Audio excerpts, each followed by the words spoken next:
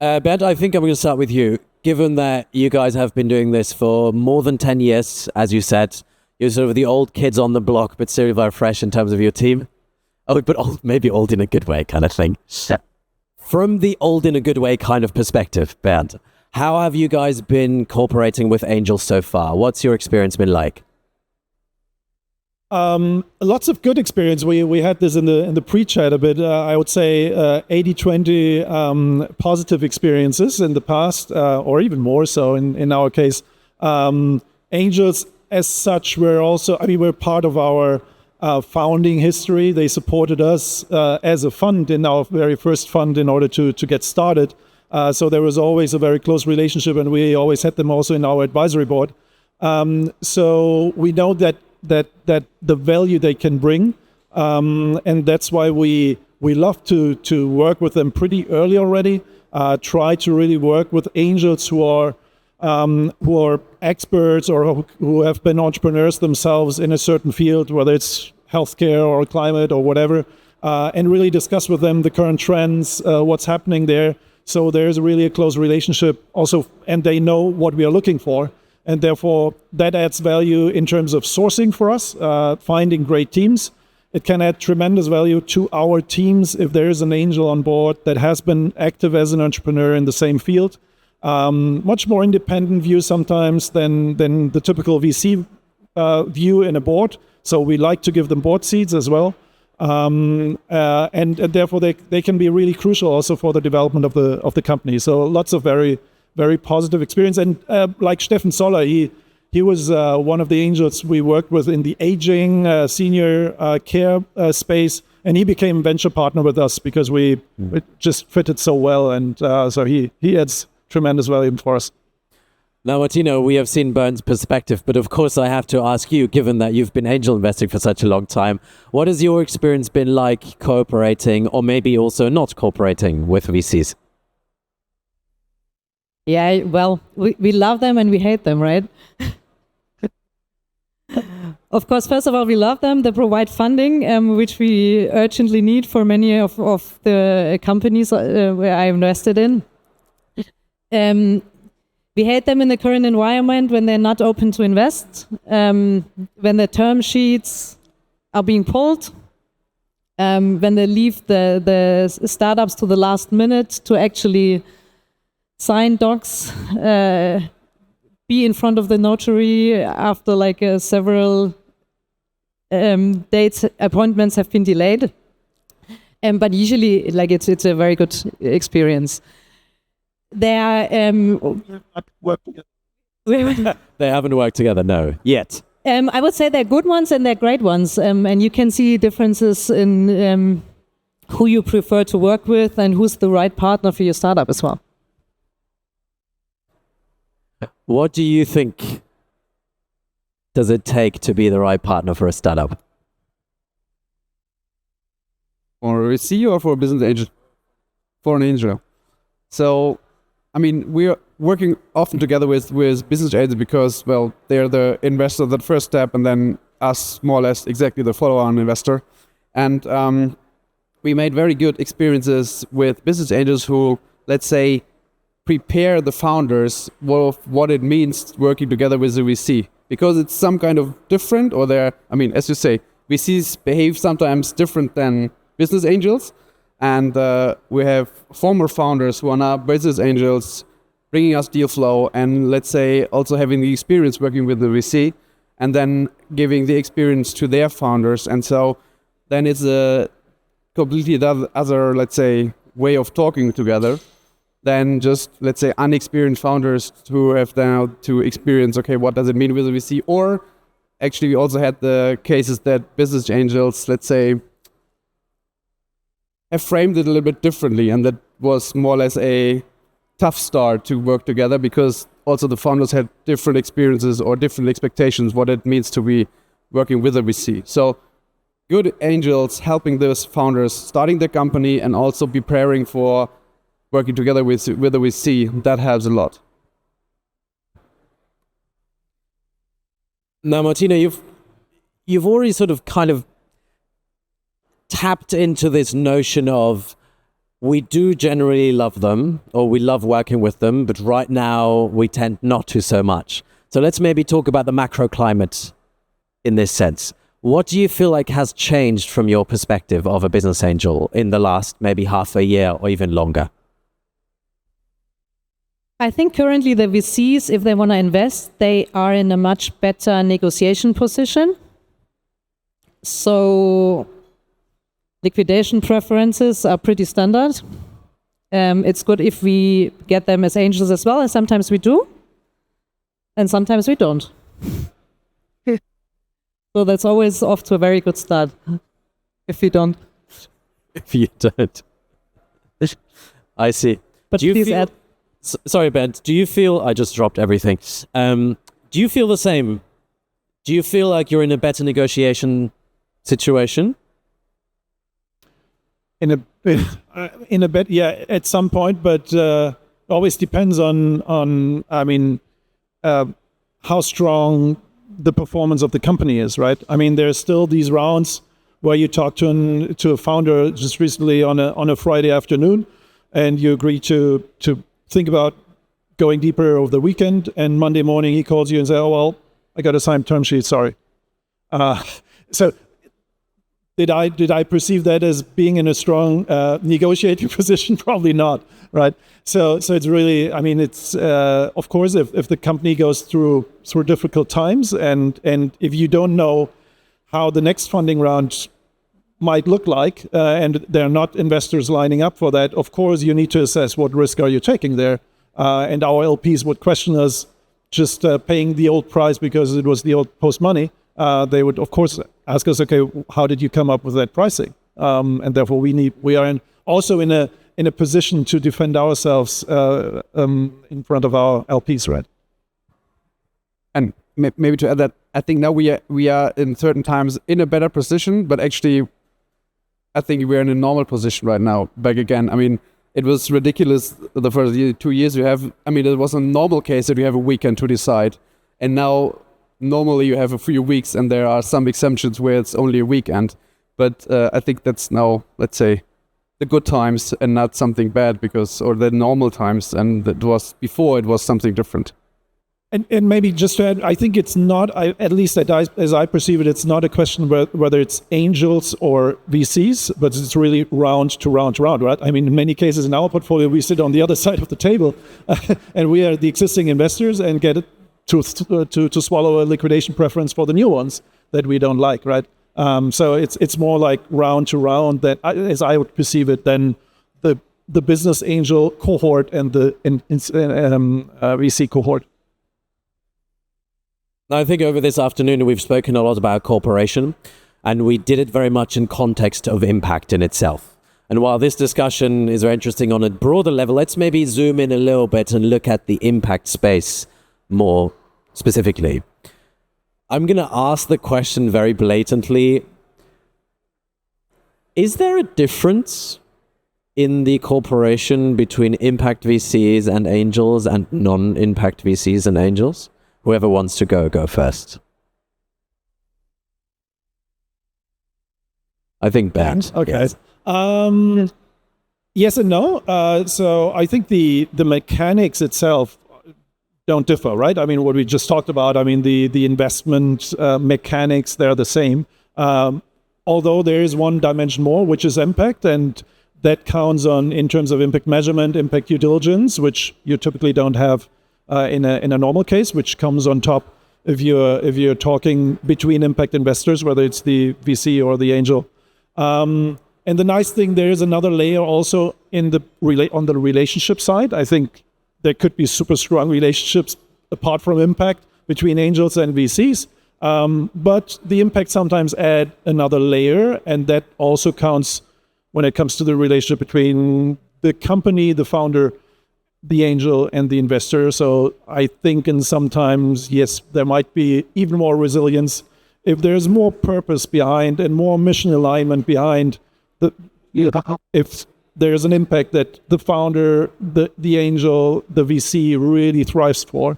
That gives you sometimes a longer longer term perspective, and therefore sometimes makes you as a team more resilient in our experience. You're already being handed the microphone. Of course, I'm going to ask you. I hate generalizing in general, but I think usually the impact VCs are often a bit nicer. In terms of discussions, like you add the other dimension, it's not only financial return, it's what can we achieve, what's the impact. So it's another dimension you add to the discussion.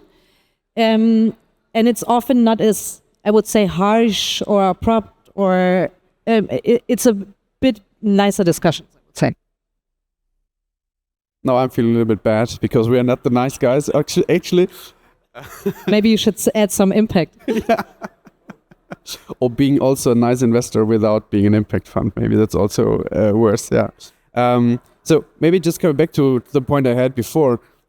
Also from the agent perspective, also on that impact perspective, laying the grounds with the founders about what are the specific needs, not from our side, but maybe from your side, about what is needed in terms of reporting. What does it mean to have an VC investor who is paragraph 9 or article 9 fund? That would, I would assume, also help then to start the discussions. That, I mean, I'm not sure if you have angels who are specifically asking you because they know you are an article 9 investor, and then more introducing maybe deals to you than to us. No, certainly. I mean, there are angels that only focus on impact and that know as well, and therefore would probably not prefer to work with a non-impact VC. But just taking up this more emotional side of being nice. I think. I mean, I hope we are nice, but I think it's not. Maybe what you feel is maybe not being nice, but is that there is, like you said, another dimension. It makes, in situations of conflict, it makes it easier to find a common solution. Because if you're not only having the euro or dollar sign as the only question for what you're striving for, and that can be shared, it needs to be distributed among founders and investors and angels. But if there is a purpose behind, and that can be reached, and everyone wants to reach, that aligns you on a mission besides, where you can really have a discussion on, okay, hey, why are we doing this? We want to reach this and that. Okay, it might be a super tough decision now, but okay, let's get rid of this project or whatever and cut costs there. It just maybe that comes across nicer or makes the discussion a bit nicer, but it's not just, okay, we did a training for being nice. Maybe I can, but how far can you go with that, having your LP in the back, nevertheless expecting some kind of return? I mean... Yeah, but you can make a good return and still have a common ground and a common mission. And well, no, I mean, in the discussion to cut costs, I mean, okay, you know, okay, how much cost do you need to cut in order to make it to, I don't know, to extend your runway by 6 months. So that discussion would be the same outcome. It's not like we say, okay, let's have only 3 months of runway and we sponsor the rest. No, that's not the kind of discussion. But it was like, hey, let's see, okay, how much runway do we have left? It's 6 months. Let's agree on how much do we want to extend that. But then you can discuss, okay, where do you need to cut costs? And there, the longer term thinking might sometimes make it easier to find tough decisions. And not only, the investor just wants to cut costs. But just aligns you more on a common mission, and makes these discussions a bit easier. The decision itself is tough. Is tough. And I would say if you have a, let's say, proper relationship between investor and startup, this should always be the case. Yeah. And I totally agree. There might be some VCs out there who behave as you described and not in a, let's say, close relationship. So yeah, you can have a very good conflict management also without being an impact investor. I would agree. Yes. Can also be nice even. So we've heard. Let's include the audience. Again, angel investors, please put your hand up. Who's done angel investing? Okay, the ones who just put their hands up. Do you give a? Am I phrasing this right? Yeah, probably. Do you give a shit whether the VCs who share the cap table with you actually are impact investors or not? Is it important to you?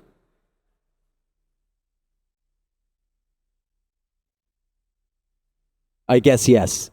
Do you want to say why, and I'll bring you the microphone? Yes, lovely. No, the add-on question is, if they pay a lower valuation, do you still prefer the impact investor? Okay. You know what? We'll do this. No, they probably don't, but like the first answer is probably clear. Okay, let's see what he says. Yeah, I think if you invest in impact startups as an angel, you also want to, I mean, you kind of share this purpose. You don't do it just because it's impact, because you also have this long-term view. And I think in turn, this means you also want to see a long-term success, which you believe then is more likely with an impact investor. I think this is more like in the same domain, if you will. Does that make sense? Thank you so much. So we've talked about the status quo a lot, and I think we should start a little bit with a Märchenstunde, as we would say in Germany. Let's do a little bit of dreaming and thinking into the future, because that, after all, is our business model here. Yeah. Where would you like to see this go in terms of the cooperation with angels? Would you like to see this go where we cooperate more? Is it realistic that we cooperate more with each other? And if yes, maybe what do we need to do to enable that? Definitely. I mean, we are already cooperating and with a lot of angels, and most of them are very, very helpful. And I see much value, as I said, in helping those founders to start the company, to prepare them for everything that is up to come. So this can increase, as always can increase. And I would, I'd like to see that, and also to then be, let's say, be aware of what might become in tougher times.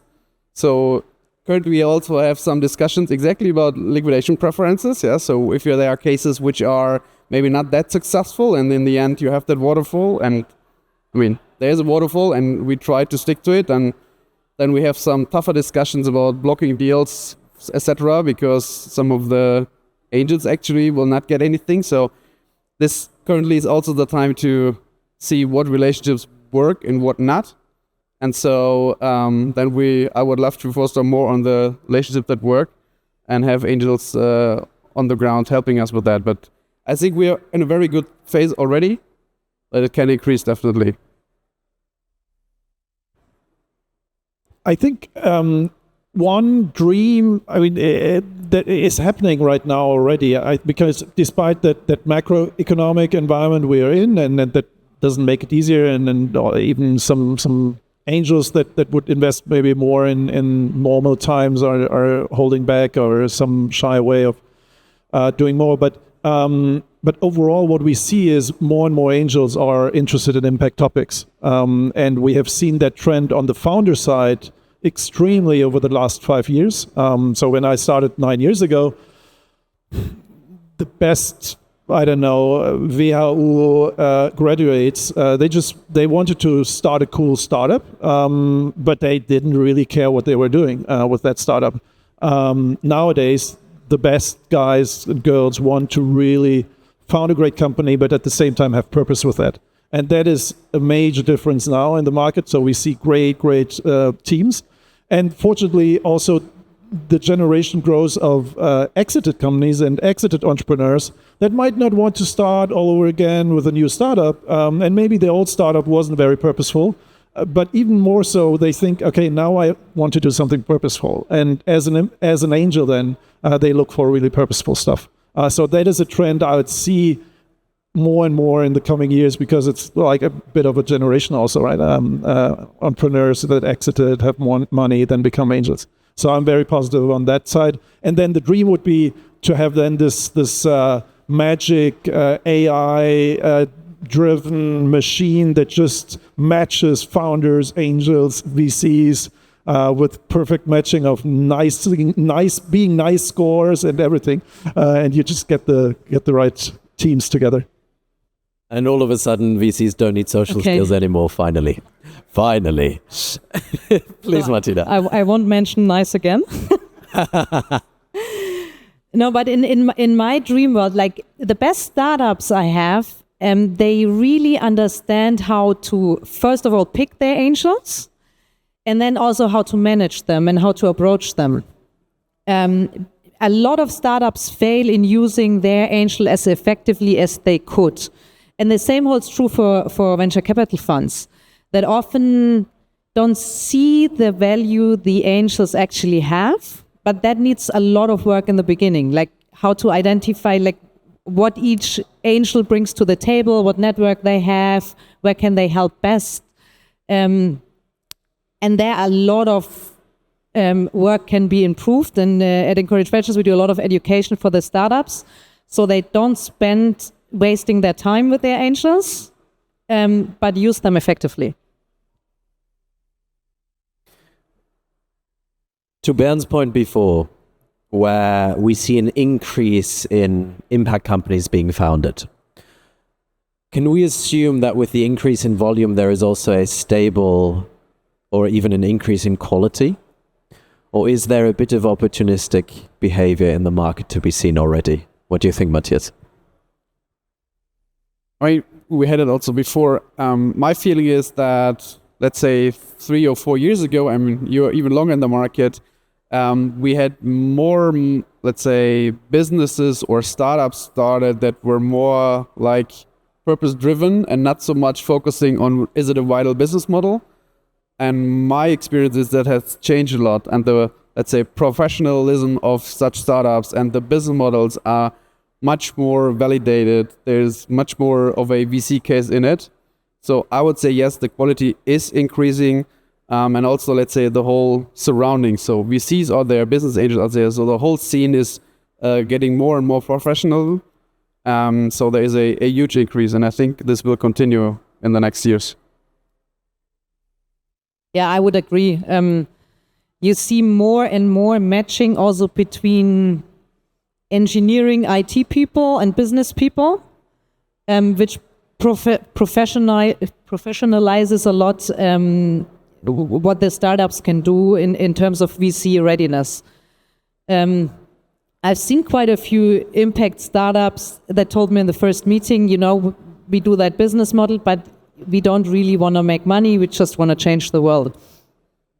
And that you see less and less. We don't just want to make money, we also want to change the world, or maybe we just want to change the world, which of course defeats its purpose, kind of. Given that this clock says that we have 4 more minutes, and I'm sure the audience has a little bit of a thing to say as well,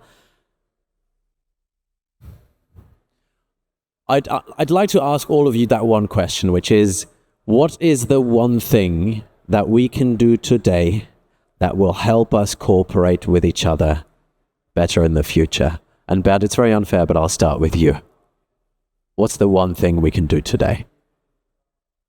Speak to each other.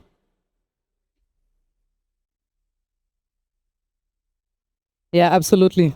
Don't just do business angel meetups, but do VC business angel meetups, and also do business people like that have not yet started into angel investing. There are lots of people in the large corporations in Germany that would love to mentor startups, but they're very far away from angel investing, and you have so many B2B startups that would die for these contacts. So we need to have more meetups across borders, I would say.